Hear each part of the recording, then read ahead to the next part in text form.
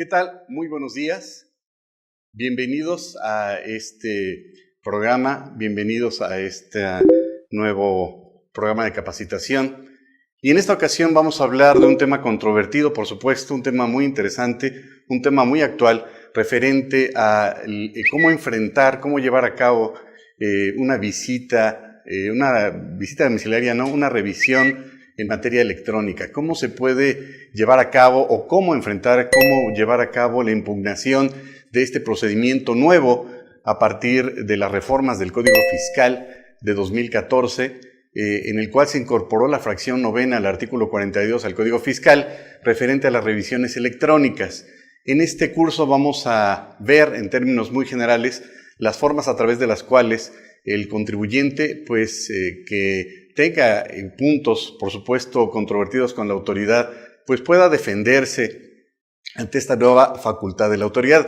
Hay que dejar bien en claro que este curso, esencialmente, pues obviamente es cuando el contribuyente se encuentre en pleno y absoluto estado de indefensión, en los casos en donde la autoridad establezca, determine una preliquidación, pero que no coincida con los puntos que el contribuyente o con las cantidades que el contribuyente haya declarado o no corresponda con esos números. Es importante referirnos que esta nueva forma de revisión pues está acorde con los nuevos tiempos, está acorde con las circunstancias de la situación de la modernidad en cuestión de Internet, con esta modalidad que quizás muy anticipadamente introdujo a nuestro país la autoridad fiscal para efectos de que pudiera revisar al contribuyente, pero por la vía electrónica, es decir, por Internet. Siempre hemos dicho en varios foros que hoy en día, pues el contribuyente, el particular, pues puede bajar una película de video por Internet, puede conseguir novia, novio por Internet, puede bajar juegos, aplicaciones por Internet y también puede tener multas y puede ser revisado por Internet. En este contexto, sabemos que evidentemente no es una reforma tan reciente, es de 2014, pero hay que ver cuáles son los distintos escenarios en los cuales se puede presentar esta situación ante el contribuyente y cuáles son, por supuesto, las distintas formas, desde nuestro muy particular punto de vista, por supuesto, con los precedentes, con los antecedentes que ha emitido la Suprema Corte de Justicia al respecto, para efecto de poder saber exactamente cuáles son las distintas medidas que tiene el contribuyente para poderse defender.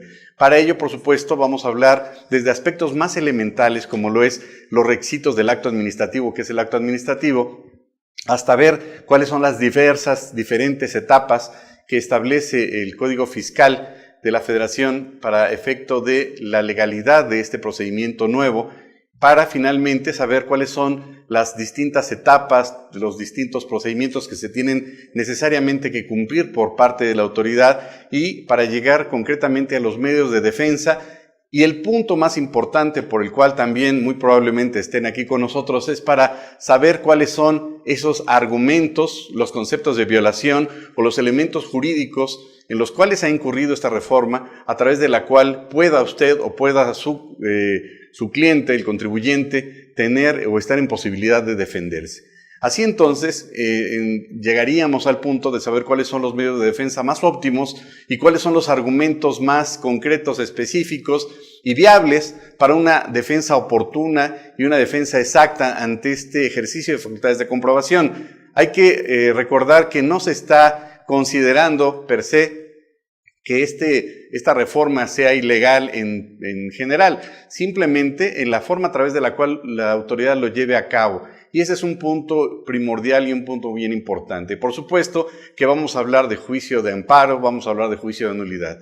En este sentido, entonces, tendríamos que hablar o empezar a hablar acerca de lo básico. Sabemos entonces que esta reforma, llevada a cabo a partir de 2014, pretende, por supuesto, reducir no solamente los plazos, no solamente los tiempos que la autoridad normalmente llevaba a cabo en diferentes tipos de facultades de comprobación, sino sabemos que en una visita ortodoxa, visita domiciliaria en una facultad de comprobación en términos del artículo 42, fracción segunda y tercera del Código Fiscal, en una visita domiciliaria, ¿cuánto tiempo se llevaba a cabo? Bueno, pues recordemos que se puede llevar máximo un año y posteriormente de ese año la autoridad tendrá 6 meses para poder emitir la liquidación respectiva. Sin embargo, hay que ver que la óptica bajo la cual la autoridad llevó a cabo estas nuevas reformas, pues va a implicar, presumiblemente, como lo ha dicho el Servicio de Administración Tributaria, que esta facultad de comprobación, particularmente la de la fracción novena del artículo 42 en revisión electrónica, se va a reducir a 4 meses. Imagínense, de 1 año y medio que podría implicar la visita domiciliaria más los 6 meses para emitir la liquidación, más la impugnación, pues que les gusta 1 año y medio, 2 años, pues se va a reducir en todo caso a una liquidación que cuando mucho, a decir de la autoridad, podría emitirse en 4 meses. ¿Y esto qué va a implicar? Por supuesto, la reducción de personal, por supuesto, la optimización de recursos y principalmente la agilidad por parte de la autoridad en mayor recaudación. Vean las implicaciones que la tecnología pues lleva a cabo y va de la mano con las autoridades en este tipo de situación. Aquí habría otro tema muy interesante y que bueno, eso ya sería materia de otro programa, en tanto desde el siglo pasado, a principios del siglo pasado, diferentes estados y por supuesto el estado mexicano que apenas emergía después de la revolución, por supuesto, distintos estados en el siglo pasado se allegaron de tecnología para también tener y optimizar la percepción de recursos. En este caso, en este contexto, en pleno siglo XXI, por supuesto que la autoridad se está pegando a la tecnología para esos fines. Pero el punto medular es saber en dónde están entonces esas inconsistencias legales, qué es lo que se puede hacer, cuáles son los distintos momentos y por supuesto lo más importante, y por supuesto que aquí se lo vamos a proporcionar cuáles son exactamente los conceptos jurídicos viables y aplicables para una óptima y exitosa defensa por parte del contribuyente. No podríamos entonces hablar de toda esta reforma, de todas estas implicaciones, del procedimiento que en sí mismo implica esta revisión electrónica, sin antes empezar por lo elemental. ¿A qué me refiero? Tendríamos entonces que recordar, para poder hablar del procedimiento de revisión de parte de la autoridad, para poder llegar a la fracción novena del artículo 42, para poder entender cuál es esa serie de pasos, cuáles son esa serie de pasos que la autoridad tiene que cumplir, pues tenemos que partir y tenemos que hacerlo de esta manera y nos sentimos obligados en ese aspecto, que señalar efectivamente cuáles son las características de los actos de la autoridad. Es decir, tendríamos entonces que hablar de lo que es el acto administrativo y cuál es el fundamento legal, por supuesto, en materia fiscal. De una forma muy breve señalaríamos, si ustedes recuerdan, para poder estar en contexto de lo que es el acto administrativo, pues tendríamos entonces que remitirnos a aspectos elementales de derecho administrativo para llegar precisamente al punto de los actos de la autoridad fiscal, concretamente artículo 38 del Código Fiscal. Entonces, al hablar del acto administrativo tendríamos entonces que recordar que es a partir esencialmente de la Revolución Francesa, después de 1789, cuando propiamente nace el Estado moderno. Y a partir de este nacimiento, entre comillas, del Estado moderno, es cuando por primera vez surge entonces una división de poderes, muy incipiente, por supuesto, que si ustedes recuerdan, se concreta hasta 1791, con la primera Constitución francesa, que esta, por supuesto, recordaríamos, pues retoma los principios elementales de la Ilustración y de pues distintos pensadores de aquella época, como Rousseau, Voltaire, y en este sentido, pues entenderíamos que el Estado entonces se divide en 3 poderes. Deja a un lado, por supuesto, la monarquía absoluta y busca una sociedad más democrática en donde no solamente sea un solo poder o una sola persona la que detente y sea entonces dividido en 3 partes. Recordaríamos también que en mucho, por supuesto, influyó la independencia de los Estados Unidos de América, influyó por supuesto en la revolución, en este caso de Inglaterra, que no fue menos sangrienta, pero por supuesto todo ese tipo de ideas influenciaron para que se llevara a cabo este movimiento tan trascendental, en donde, como comentábamos, se divide entonces el Estado en 3 partes, el poder ejecutivo, el poder legislativo y el poder judicial. En este contexto, entonces, es por lo que algunos autores refieren o señalan que nace por primera vez el derecho administrativo. ¿Por qué? Porque anteriormente no había una regulación jurídica, valga la redundancia, que regulara la actividad del Estado. Y en ese contexto, entonces, es cuando se empiezan a atribuir o establecer, pues no solamente las razones por las cuales el Estado debería de existir, sino también las razones por las cuales la actividad administrativa tiene que empezar a regular, por supuesto, la actividad del Estado en lo concerniente a la administración pública. Y en ese contexto vemos que la teoría del acto administrativo, pues es toda una teoría de carácter doctrinal, de carácter autónoma y especializada, principalmente de las ideas, como ya dijimos, originarias o originadas de la Ilustración, que da como resultado lo que ya comentamos, la Revolución Francesa de 1789. Es importante entonces recordar que como un primer momento en donde nace el Estado moderno, por primera vez entonces se le atribuyen cargas y obligaciones a la autoridad administrativa, autoridad que anteriormente no existía como tal. De hecho, incluso en la sociedad romana, cientos de años antes de este movimiento, pues podríamos hablar de que existía el Estado, pero también estaba directamente manejado por una monarquía, de tal suerte entonces que a partir entonces de que surge la Revolución Francesa es cuando podemos hablar entonces de las distintas actividades que se le van a delegar per se al Poder Ejecutivo, al Poder Legislativo y al Poder Judicial. El Poder Ejecutivo entonces, ¿qué va a hacer? Va a administrar. El Poder Ejecutivo entonces va a administrar y va a llevar a cabo su actividad preponderante de administrar y,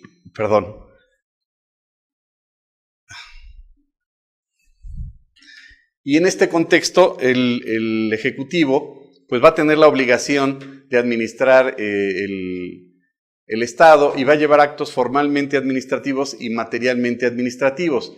El Poder Judicial va a llevar actos formalmente jurisdiccionales y materialmente jurisdiccionales, y por supuesto el Poder Legislativo va a llevar a cabo actos formalmente legislativos y materialmente legislativos.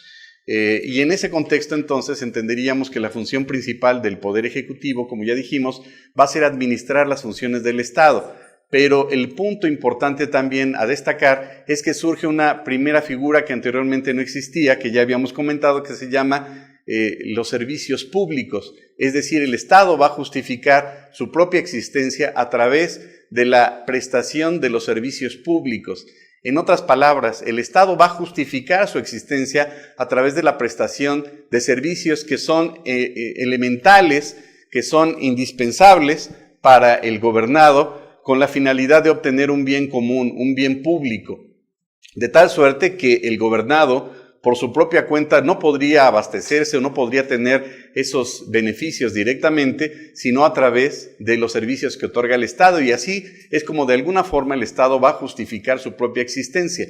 Es importante que partamos también que esa justificación de los servicios públicos de parte del Estado va a tener evidentemente el objetivo del bien común, del beneficio colectivo. Esa va a ser una de las más importantes formas a través de las cuales el Estado también va a tener su función de ver o de velar por los gobernados. Por ejemplo, en el caso del proveer de suministro de agua, por ejemplo, el caso de mantener la seguridad pública, entre otros fines. Es importante entonces que en este contexto la autoridad va a llevar a cabo distintos actos, pero van a estar necesaria y forzosamente justificados en un ordenamiento legal que anteriormente no existía.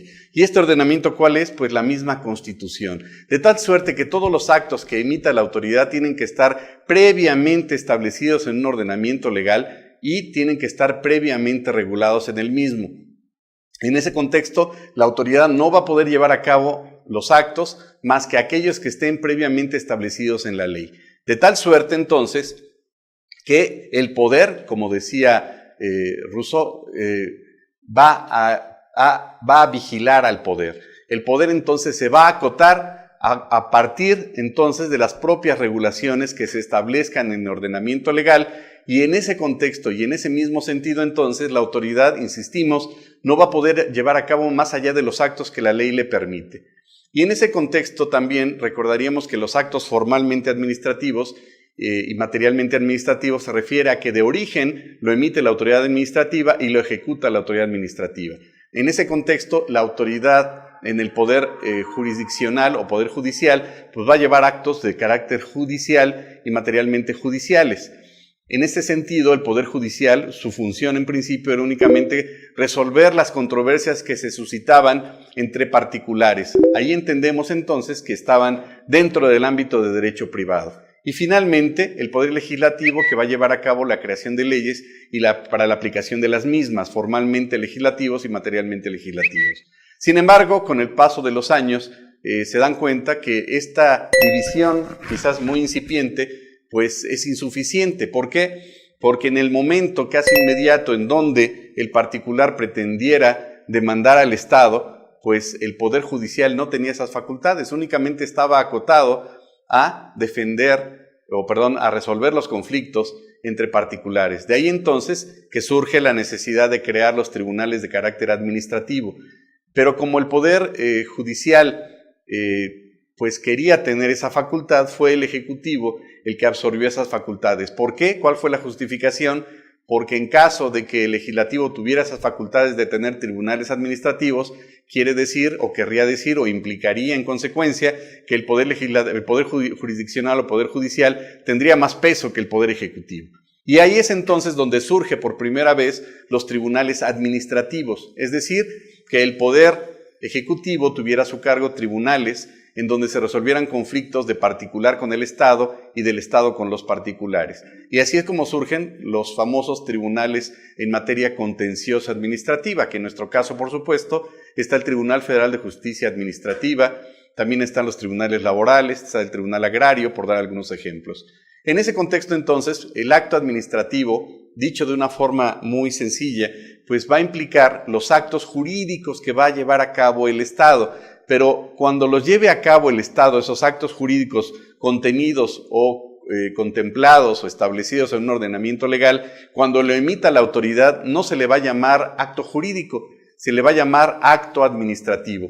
Este acto administrativo surge a principios del siglo XIX y originalmente es utilizado por Napoleón al establecer lo que se le llamaba el Consejo de Estado, que de alguna forma también tenía facultades de orden jurisdiccional, y se le otorga también esas facultades con el propósito de hacer clara y manifiesta la división de poderes que existía en ese momento, como ya lo habíamos señalado.